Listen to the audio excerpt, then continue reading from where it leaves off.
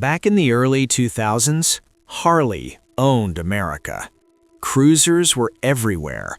Chrome shining under gas station lights, forward controls stretched out on the highway, that unmistakable V-twin rumble shaking the air before the bike even came into view. If you wanted a cruiser, chances are you were walking into a Harley-Davidson dealership. And then, a British company stepped into that territory, not quietly, not by accident. So the question is simple. Did Triumph build their cruisers to compete with Harley, or were they stepping into a fight they could never win? In 2002, Triumph Motorcycles released the Triumph America. Even the name tells you everything. America. Low seat height, forward controls, pulled back bars, long relaxed stance, plenty of chrome. Park it next to a Sportster and it wouldn't look out of place. This wasn't a Cathay racer dressed up. This wasn't a Bonneville pretending. This was a deliberate move into cruiser territory. But then you hit the starter, and instead of a 45-degree V-twin shaking the frame, you get a parallel twin.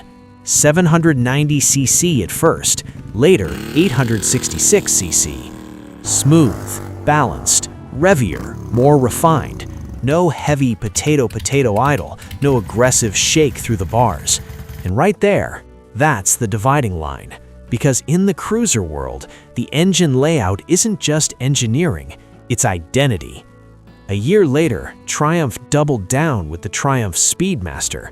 Same platform, same twin-cylinder heart, but now styled with more attitude.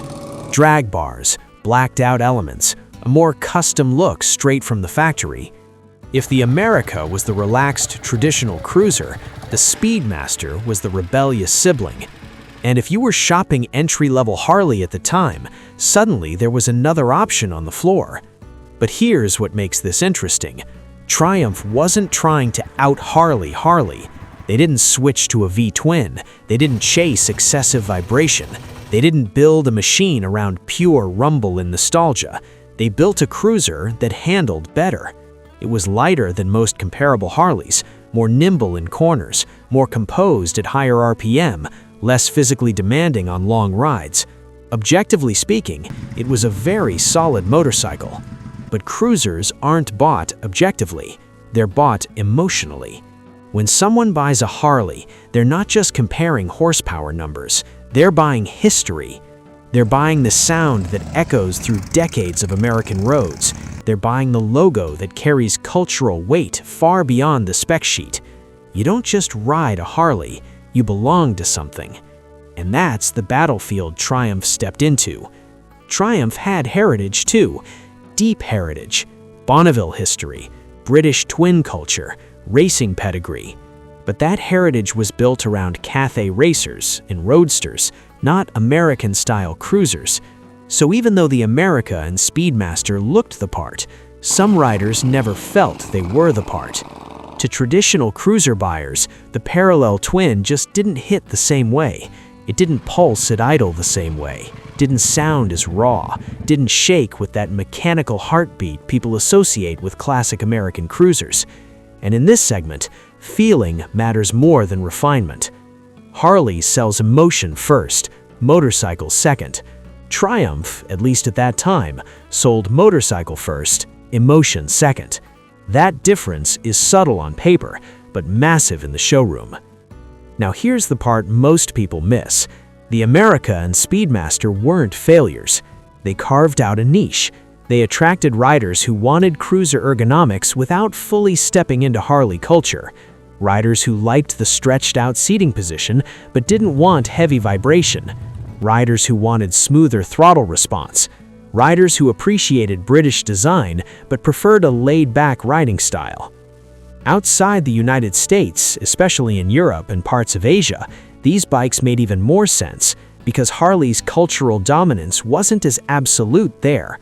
The Triumph cruisers felt different, and sometimes different is exactly what someone is looking for.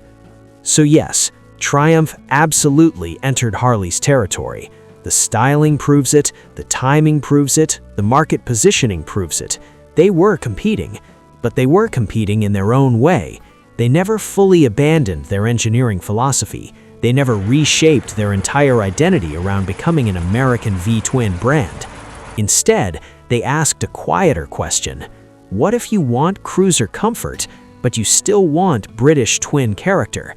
That's not the largest audience, but it's a real one. And that experiment taught Triumph something important. Years later, when they introduced modern Bonneville-based cruisers, the Bobber, the updated Speedmaster 1200, you could see the evolution. Stronger visual identity, more confidence in their place within the cruiser space. Those early 2000s bikes were stepping stones, learning tools, proof that Triumph could enter the segment without losing themselves. So, did Triumph try to compete with Harley? Yes, without question. They walked into the same segment, targeted similar buyers, built bikes that visually lived in cruiser territory, but they weren't trying to become Harley. And maybe that's why they survived, because competing doesn't always mean copying. Sometimes it means offering an alternative. The America and Speedmaster weren't Harley killers. They weren't revolutionary. They were something else. They were the cruiser for someone who wanted the stance, but not the stereotype, the comfort, but not the culture, the chrome, but with a British accent. And in the end, that's what makes this story interesting. In the cruiser world, you're not just buying metal and rubber, you're buying identity. And identity is the hardest thing in motorcycling to compete with. So if you had to choose the raw American V-twin experience or the smoother British twin alternative, which one speaks to you?